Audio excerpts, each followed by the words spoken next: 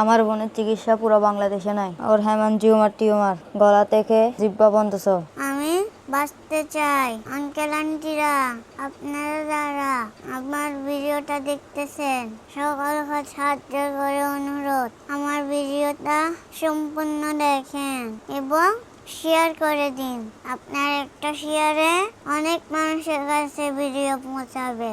ওর চিকিৎসার জন্য বিদেশে আমার আব্বু আম্মু অনেক চেষ্টা করছে। আমাদের সকল জায়গা জমি বিক্রি করে দিয়েছে, এমনকি থাকার জন্য ঘরটাও বিক্রি করে দিয়েছে। আমরা এখন মানুষের বাড়িতে ভাড়ায় থাকি। তাতেও আমার কোনো কষ্ট নাই কিংবা আফসোস নাই, কিন্তু আমার একটাই কষ্ট, আমার বোন এখনো সুস্থ হয় নাই।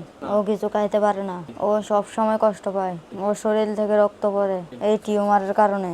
আমার মনে হয় আমার জীবনে একটাই কষ্ট, আমি যদি আপনাদের মতো বড় হইতাম তাহলে আমি আমার বোনের জন্য ইনকাম করতাম। আমি আমার বোনকে বাঁচানোর জন্য আব্বুর সাথে চেষ্টা করতাম, কাজে যেতাম, কিন্তু আমি তো এখনো স্কুলে পড়ি।